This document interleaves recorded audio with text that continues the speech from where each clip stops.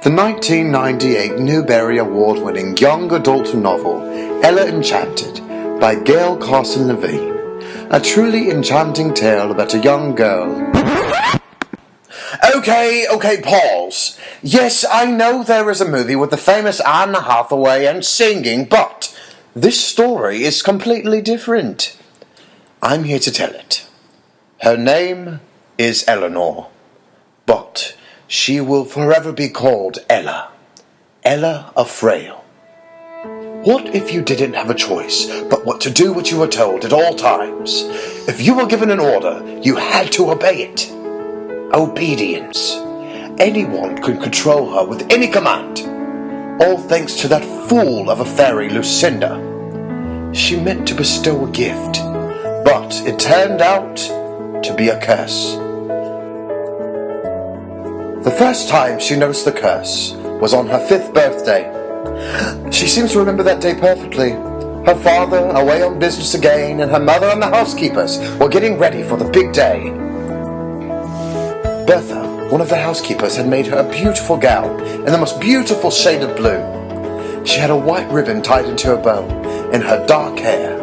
Her face was glowing with red and pure excitement.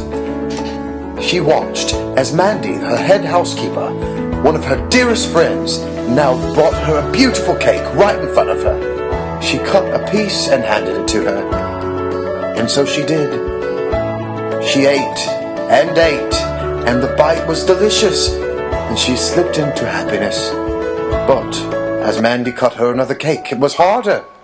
When the second piece was gone, no one gave her more, but she knew she had to keep eating.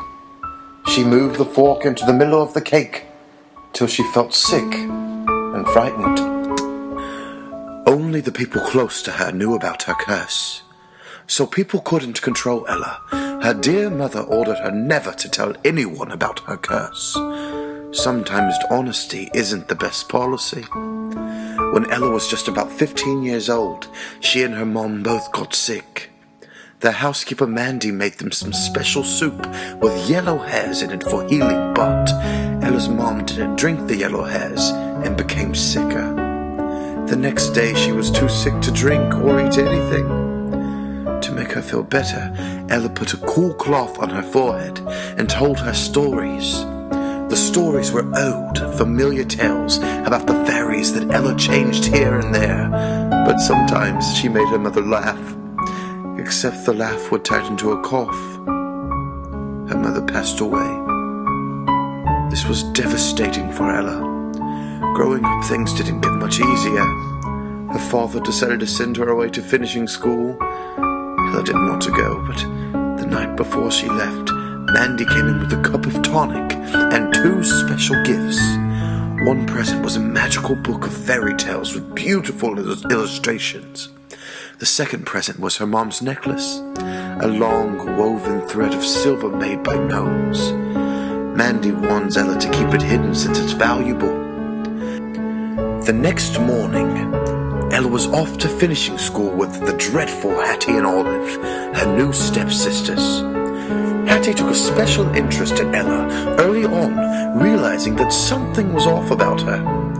Hattie noticed Ella's mother's necklace hanging around Ella's neck, hidden under her dress. Hattie said to Ella, "That sure is a pretty necklace you have. Even though, look, Olive, it looks a little worn out. Why don't you hand it over?" She said, "I want to wear it. Give it to me," Hattie exclaimed. An order. Ella had to do it, even though she didn't want to. "Do I have to?" Ella said. Hattie said, "Yes, you have to. Now give it over."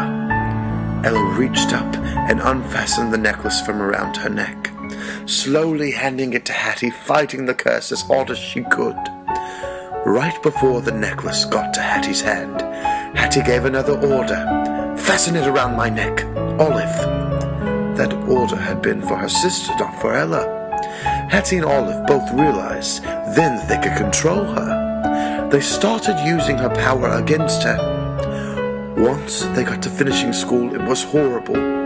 Hattie and Olive made Ella do many things she didn't want to do. She was so miserable and tired of being mistreated. Ella decided to run away and set out to find Lucinda on her own. Along the way, she had some crazy adventures with elves, giants, and even ogres. After only beginning her journey, she was captured by this group of ogres. Ogres are super dangerous creatures. They know all of your secrets just by looking at you. They could even eat human flesh. Ella was awakened by a big, ugly ogre poking her with a stick and talking aloud how he wanted to eat her. The ogre talked about how nasty Ella looked, but he was selfish. I found her, he said to the other ogres, so I want her all to myself. I'm starving. The other ogres didn't like this and insisted he needed to share. They all began to fight right in front of her. Ella was scared and had no idea how she was going to escape. She was trapped, and they knew her secret. What was Ella going to do? Is she going to get eaten by horrible ogres? Did she ever find Lucinda? Does she ever break free from her curse of obedience? How does her story end? Ella Enchanted by Gail Carson Levine at your local library.